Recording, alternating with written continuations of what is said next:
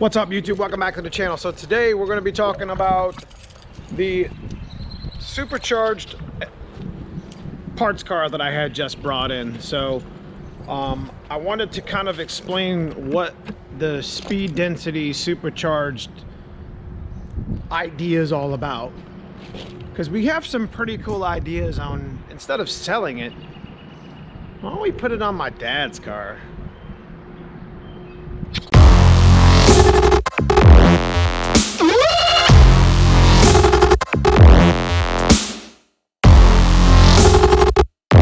All right, so you guys seen the video. If you haven't had a chance to check it out, it's the I found a supercharged parts car or whatever, Ford Mustang LX 5.0.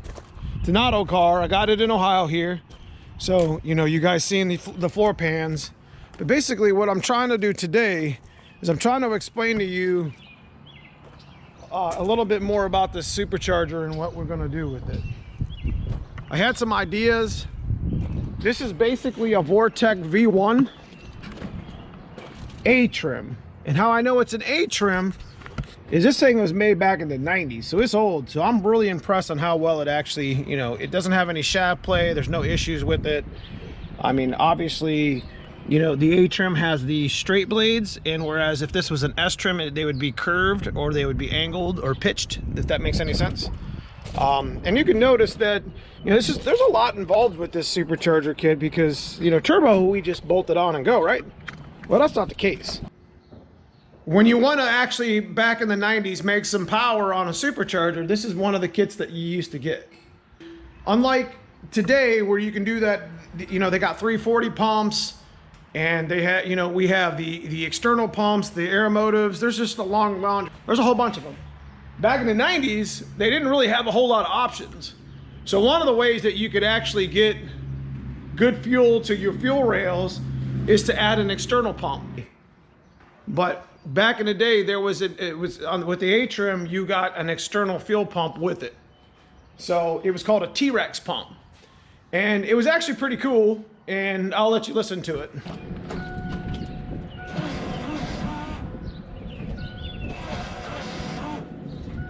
Actually, it's not as loud as I thought it was going to be. Adding this T-Rex pump helped the 85 or what was it, 85 or 95 LPH pump significant amount more amount of fuel to the to the rails. So, all right, so I'm going to get under here and show you. All right, this is probably not right, but this is the way the other customer did it. And you can see, there was some connections, but this is a T-Rex pump, old school. The one thing I did not like about this is he ran a power from the fuse panel, and that's really not what you want to do. So I had to take this off because I'm taking the supercharger kit off. But this is the 1990s version of our getting more fuel to the rails.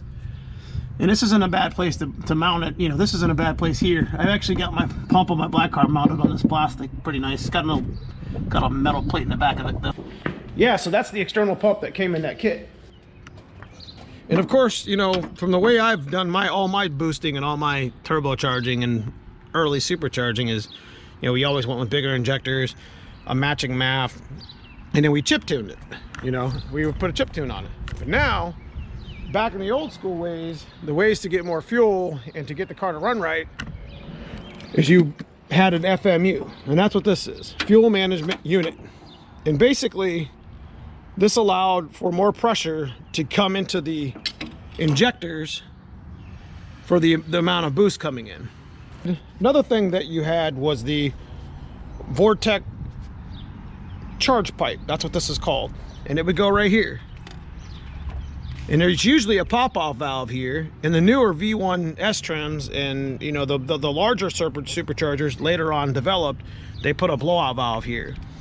And there was actually a unit they had that was like a big, like intercooler too. But long story short, you got more pump coming up, more fuel coming up. You source a vacuum to this FMU, and when this FMU reads boost, it raises the pressure of your 19-pound injectors. Now a kit like this at like 5, 6, 7 pounds of boost probably would make about 75 more horsepower. You know, this motor maybe 100. You might, this car might see, you know, 350 wheel, and an AOD might be a little bit less, but back in the day, that's all you had. You know what I mean? That's all you had. So on this application, this is a speed density now. Always has been a speed density because somebody tried to convert it to mass air. Naturally, there's a vacuum that goes here because BAP reads vacuum. Now, one of the tricks to get this Vortech system to work is to put a check valve in here, because the BAP will go crazy if it's seen positive vacuum. For some of you guys that don't know, a NA motor will never see positive vacuum. It'll always see 0 at the best. That's why they call it boost. Boost is positive vacuum. Your motor's idling, it should be around -20, something like that. That's just the pressure inside your manifold. It's always sucking air. So one way to get the speed density, the Vortech unit, to work on a speed density is to run a check valve at the BAP sensor. You have to have that. And then of course, you got your T-Rex in the back. You got your FMU up front here, raising the pressure of your 19s, keeping pressure for fuel. And then of course, you got a big pulley, you know, probably a smaller crank pulley. I don't know what size that is. Charge pipe. Then all you do is you take it to the dyno or go on the street and you tune it up. I don't think this is an adjustable FMU, which kind of sucks, but the newer ones are, and they do the same thing. And you can really fine tune your, you know, your air fuel with using that. And of course, you're not making a lot more power than you would normally make, but that's one way to do it. And in the 90s, old school ways, that's like the only way to do it, because they didn't have quarter horse and they didn't have binary editor, and the stuff just wasn't made yet for the most part. Technology wasn't there. That's the best way to put it. So now, being this is speed density, can it be chip tuned? Yes. I can put an SCT 4-bank eliminator on this, and we could go to the dyno and we can manipulate the binary editor on it and make more power. Says, wouldn't it be really cool to stick this supercharger kit on my dad's car? Because my dad's car already runs 1320s. I think it went 13 teens. I don't remember, but it was quick for just being a fully loaded LX speed density car. Just a poor man's build, for that matter. We put used parts on it that we found on Craigslist, stuff that I've owned, which I have a whole ton of shit, and we just had a bunch of fun with it. I've already talked to the mad scientist, and he's trying to talk me into just putting a chip tune on the DC computer or the DA1 computer, because remember, DA1 is a 5-speed computer, and that's the one that's in my dad's car. But I thought about it, and I was like, you know what would be a really cool video is to put all the FMU and everything on it, tune it, make the right AFR on the wideband, and then see how much power it makes just without tuning. Just this old school kit, just for some old nostalgia. And then maybe we'll put the chip tune on it and larger injectors in it and see if we can't blow shit up. Okay, so in closing, I'm going to show you real quick. Obviously, the crank pulley on this kit bolted into the stock pulley. You can see this is how you set tension, because all of the supercharger runs off of the crank itself, and it uses the old tensioner here. You can see the alternator's down there.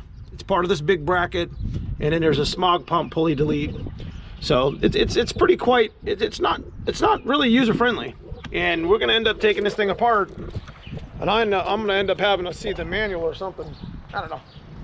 We'll end up taking this thing apart and probably putting it on my dad's car.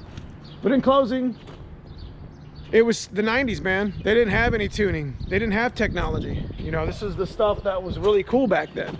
And we're gonna probably try to see if we can't re-up that on and just have a little bit of video. So anyways, I just wanted to make this video. Make sure you check out my other future videos, because we got to fix this car and we got to get this car running right, and we got to get, you know, we're going to set my dad's car up with the supercharger and make some power to dyno. So stay tuned.